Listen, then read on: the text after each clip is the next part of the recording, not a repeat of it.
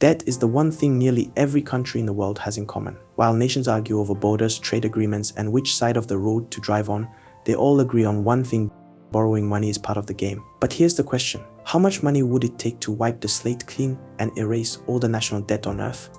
National debt is what a country owes to its creditors, which include other nations, banks, private investors, and even its own citizens.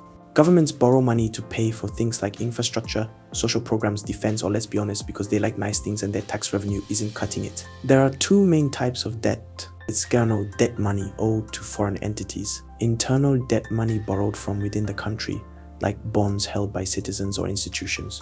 Basically, when a government needs cash, it issues IOs in the form of bonds.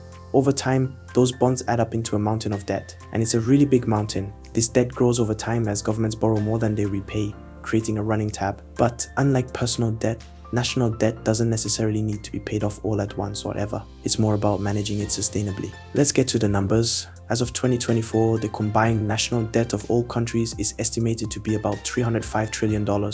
Yes, trillion with a T. To help wrap your head around that, let's put that in perspective. If you stacked $1 bills, you'd reach the moon and back about 80 times. It's enough to buy 76 billion Teslas, assuming you could get Elon to make that many. It's more than 3 times the global GDP, which is around $105 trillion.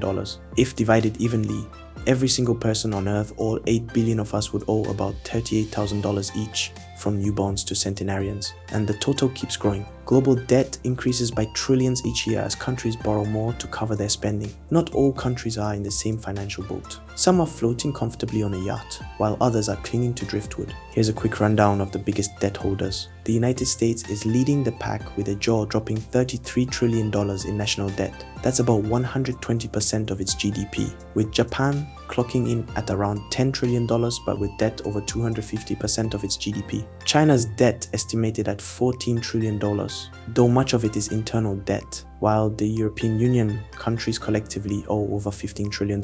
At the other end of the spectrum, there are a handful of nations with minimal debt like Brunei or Liechtenstein, but their contributions won't make a dent in our $305 trillion target. To erase all this debt, we'd need $305 trillion in cold, hard cash. But where does that kind of money even exist? Option 1 is to print the money. Governments could simply print more money to pay off their debt. But there's a catch: this would cause hyperinflation, where the value of money plummets. Imagine buying a loaf of bread for $10,000. It's not exactly a happy ending. While option 2 is to tax everyone. If we divided the debt evenly among the global population, each person would owe about $38,000. But considering much of the world earns far less than that annually, this plan is a non-starter. The third option is to use the global wealth. The world's total wealth is estimated at $460 trillion, spread across real estate, businesses, and financial assets. In theory, we could liquidate about 2/3 of this wealth to pay off the debt. But this would mean selling off massive assets. Good luck convincing billionaires to part with their yachts and skyscrapers. Finally, we could harness the global GDP. The global economy produces about $105 trillion worth of goods and services annually. If every country devoted 100% of its GDP to debt repayment and didn't spend a penny on anything else, we could pay it off in 3 years. Of course, this would mean no funding for healthcare, education, or even military defense during that time.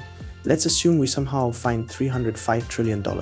What happens next? Well, for starters, the financial markets would go wild. You see, most national debt is held in the form of government bonds, which are critical investments for banks, retirement funds, and individuals. If all debt was suddenly repaid, these bonds would vanish, potentially collapsing the global financial system. Secondly, the governments would lose their safety net. Debt allows countries to invest in big projects and respond to emergencies. Without it, governments might struggle to build infrastructure or recover from crises like pandemics. But the economic inequality would still remain, because erasing debt wouldn't magically redistribute wealth. Rich nations would still be rich, and poorer nations would still face challenges. Even if all debt were erased, governments would likely start borrowing again almost immediately. Debt isn't inherently bad, it's about how it's managed. In short, paying off all national debt might sound great on paper, but in practice, it would create as many problems as it solves. Here's the thing: debt isn't the villain it's made out to be. For governments, borrowing is a tool, a way to invest in the future and stabilize the present. The real issue isn't the existence of debt, but whether it's used wisely and managed sustainably. While wiping out $305 trillion sounds appealing in theory, it's not the ultimate solution. The world doesn't need to erase its debt, it needs to learn how to live with it responsibly. So how much money would it take to erase all national debt? About $305 trillion? plus the ability to handle the chaos that would follow. And hey, if you're feeling overwhelmed by the thought of $305 trillion, just remember at least it's not your credit card bill.